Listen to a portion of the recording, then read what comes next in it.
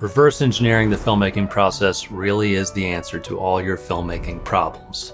Bold claim, I know, but I'm going to prove it in this video. And make sure to stick around to the end because I have a special announcement that you're not going to want to miss. So what are some of the biggest problems filmmakers have? What is holding you back from making the work you want to make? Well, I asked filmmakers like you this very question and found that we tend to suffer from a lot of the same things. A lot of people said they don't have enough time to make films, or they don't have the right network of cast and crew or friends to push them to finish a film. Many other people struggled with coming up with a script that's any good. Some people don't have the right gear or locations or technical skills or the confidence to direct. And then of course there's always that issue of raising that sweet, sexy funding for your film. Now imagine if you were able to write and shoot an entertaining and engaging short film in a month, no matter how little money or connections or gear you had. And how empowering would it feel to know that today, you could just start throwing together a kick-ass short film that would expand your network, would add a new piece to your portfolio, and maybe get you one step closer to making that big dream film. Well, you can. And reverse engineering your film is what gives you that freedom to create a new film whenever you want, even when you're facing limitations of time and money and resources. So here's how. Try starting your writing process by asking yourself these questions. What's a location you can film out whenever you want? Who's available to act? Who's available to help out? What are you uniquely knowledgeable about? Make the answers to these questions the starting point for your story. Hello and welcome to tonight's show. Let's see. I got a house. There's a garage. I got a crappy old DSLR. I think it only shoots 1080p. I got my buddy I could call. He might be able to hold the camera for a little bit or like play a small role. And I'm a software developer. I know a lot about that. Okay, it doesn't sound too encouraging, right? Tough to make the Godfather with that. But in reality, the real obstacle preventing him from taking these limited resources and making an awesome short film out of it is not his lack of resources. It's his creativity. So let's see what we could do.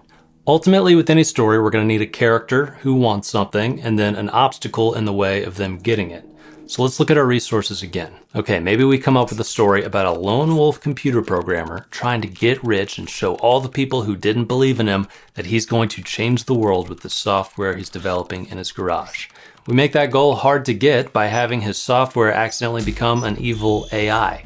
And in the end, he connects it to the internet and immediately there's an alert on his phone and a news flash on TV and bomb sirens start going off. So in the end, he succeeded in changing the world, but not in the way he intended. Now, you could take this idea, and feel free to do it by the way, develop it a bit more, and you'd have a solid short film with a really cool ending, all without spending $1 or having to leave your garage. You could use props and knowledge that you already have as a software developer, and you could shoot it in a weekend. Or you could chip away at shooting it for a couple hours every night till it's done.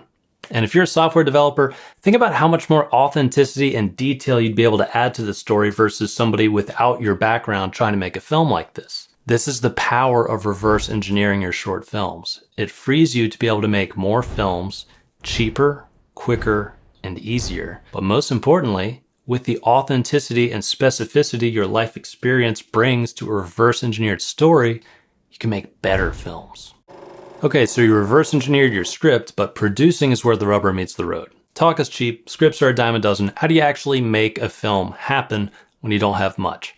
Because the truth is, the movies you almost make just don't matter. The only thing that's going to move you forward as a filmmaker are the projects that you actually finish. And in my experience, there's one thing that closes the chasm between a movie existing only in my mind and a finished film that anybody can watch. That is a shoot date. An established shoot date is what transforms a potential film from just some wispy idea to a concrete project that is happening. And this is another way reverse engineering can make you a more effective filmmaker. Set your shoot date before you get all of your ducks in a row for your film. In fact, set it at the beginning of the pre-production process and reverse engineer the rest of your production from that shoot date. Here's why. Producing a short film is so complex and there's so many ducks you have to get in a row before you're ready to actually start shooting that if you waited until everything was just perfectly ready and all of your planets were aligned, you would never end up shooting your short film. So what I suggest is that you determine what the priorities are for your film. And maybe that's a certain actor, maybe it's a location you need access to, an awesome cinematographer, you want to shoot it, etc. Whatever the make or break priorities are for your short film, figure out what they are, and then see if you can just get one or two of those priorities to align on a specific day in the near future. And then write that day down immediately, That's the shoot date. Everything else that comes, like other actors, other locations, other crew members, budget, etc., they're all going to have to work within this shoot date. And if they can't make it work on that day, then they're not going to be a part of the film. Now, having this date also helps you determine and manage the scope of your production, which is very important. You could take a short film script and set the shoot date 3 years from now or 3 days from now. And the way you'd produce each version would be wildly different. Both shoot dates are possible, but that time difference is going to equate to how much time and energy you're investing into the film, so the scope of the project is wildly different. But besides managing the film's scope, setting a firm shoot date resolves so many other producing question marks from the very beginning, because you get to produce your film backwards from that hard deadline that you've set. So if somebody can't work on the film on those days, well, now you know you got to find somebody else. Or if a location is impossible to secure by or on your shoot date, now you know you got to find an alternate location or rewrite that scene to take place somewhere else. So everything just becomes either in or out. There's no waiting and seeing, which can make producing so much more stressful than it needs to be. Producing this way also lets you be very clear to your cast and crew and everybody else that you actually mean business with this project. Because especially as a beginner filmmaker, there's a huge difference in how seriously people are going to take you and your film if you say, I'm going to try to make a short film next month, versus you saying, I'm shooting a short film on Saturday, October 14th. Or whatever your shoot date is. Last thing I'll say, you're making a leap of faith by setting that shoot date. So you're kind of reaffirming that this film is happening to yourself, which is arguably the most important part of producing a short film in the first place. Like, you know that there's a ton of problems and question marks you're going to have to figure out. You might not have any idea of how you're going to solve these problems yet, but you've set the shoot date already. So these things just have to happen. Either they get done in time or they don't. That's it. And those consequences only feel real when there's a deadline like that. So without that shoot date to work backwards from, I'd never get a film to wrapped. Okay, so what about directing? How can you be resourceful as a director and reverse engineer the process to make better films more easily? Well, when you're figuring out the vision for your film, consider these two factors. One, which should be considered in every film, what is the core or heart of this story? And how can I emphasize and explore that in my execution of this story as the director? And two, what are my strengths as a director? And what style of filmmaking could I execute at a high level with the resources I have? Ideally, you can formulate a vision for how to direct your film based on the Venn diagram intersection of these two questions. For example, what's the core of the story we came up with earlier about the computer programmer creating that evil AI by accident? We didn't develop it that much, but maybe we do develop it more, and we have a friend or a love interest who rejects him or who he rejects in favor of continuing his work. And maybe the story ultimately ends up being about humanity's isolation leading to our destruction. All right, cool. That gives us a lot of options to direct this film and have some fun. So how would we emphasize this idea or explore it visually or through the performances or timing? Well, maybe shooting it in a way that emphasizes the character's loneliness, or doing something like only having static shots to emphasize a lack of movement or life in this garage. All right, well, that covers some of the first question. What about that second question? What are my strengths and what's the style of filmmaking I could realistically pull off at a high level on this project? Well, let's say I have a bit of a photography background and I'm pretty good at finding compositions or framing up shots, but I'm an amateur editor and I don't think I'll be able to recruit one for this project, so that's going to be my biggest weakness.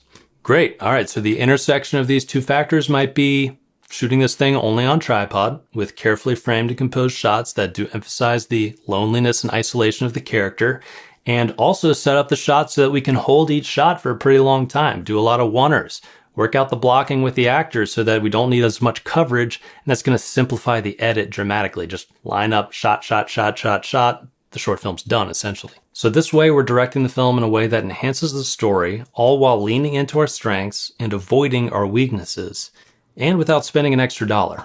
So that's the recipe for a stronger short film when you're not working with much.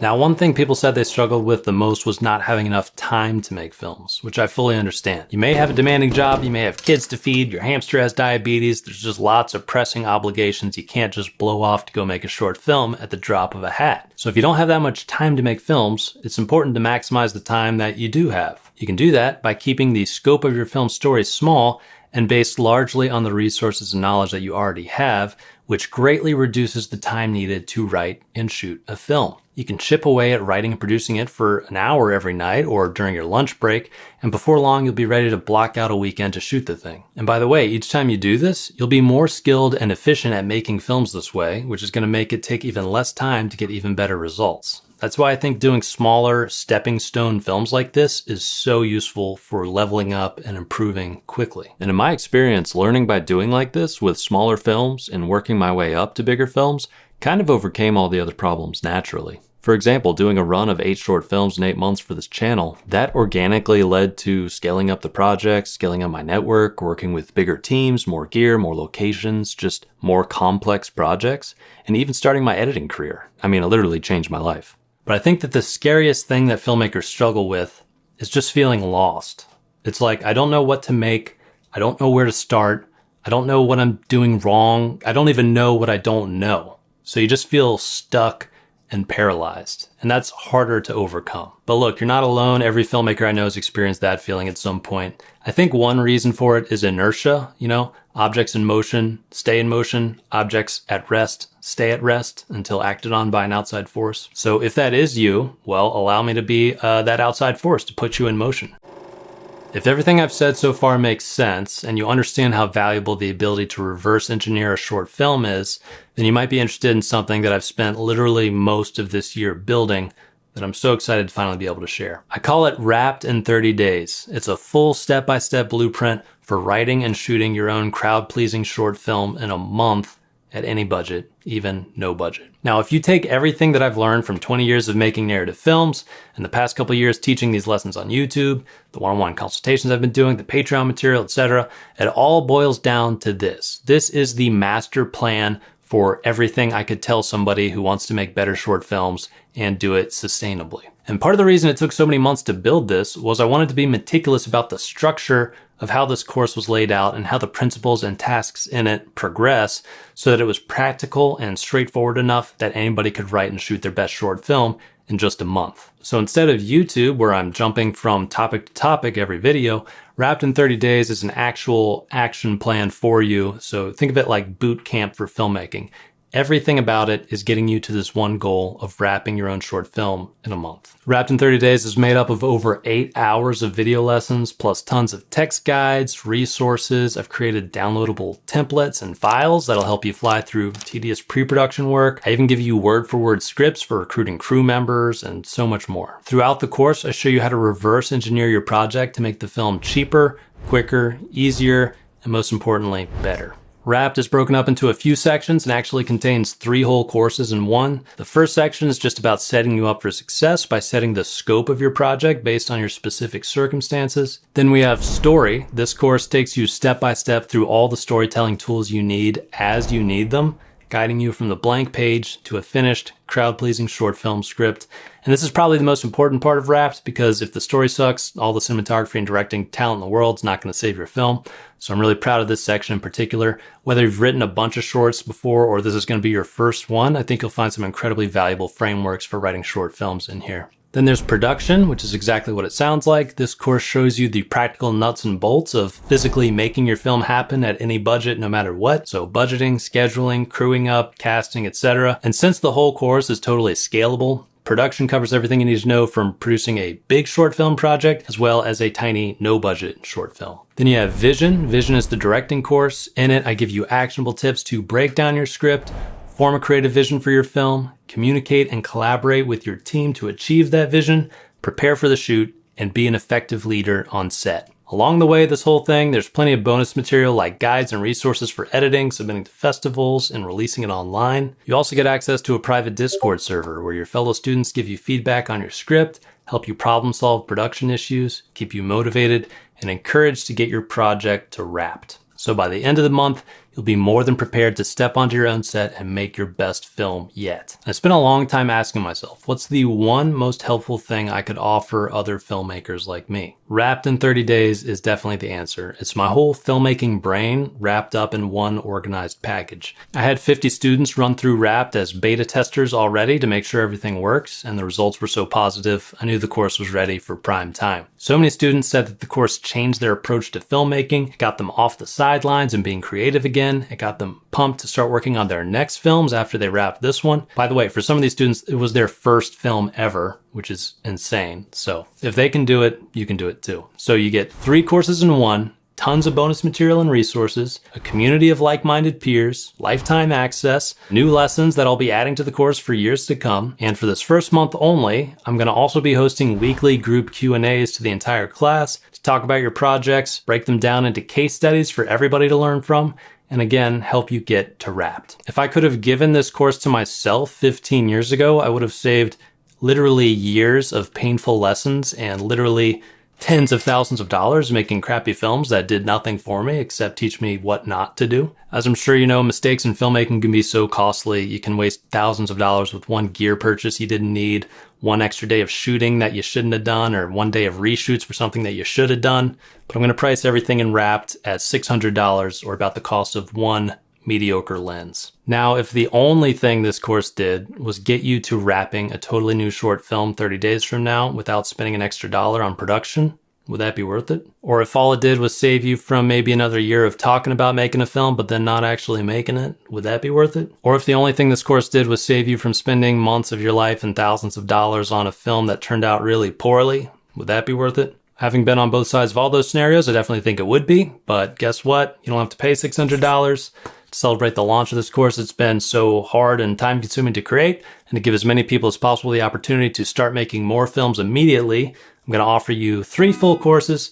template scripts, guides, files, bonus lessons and tutorials, community of peers, lifetime access, future lessons, 4 group Q&A calls this month only, all for $350. In other words, about the cost of a crappy used lens. I'll let you decide which of these 2 is more helpful to you. So click the link in the description below to join the course or learn more, and use the discount code INTHECAN at checkout for that discount. But be quick, because this offer is going to end in exactly 1 week on September 24th. If you have any questions, leave them in the comment section of this video and I'll do my best to answer them. And whether you join me in Wrapped or just here on YouTube, I hope to keep providing you as much value as I can so that you can get out there and make your best film yet. Thanks.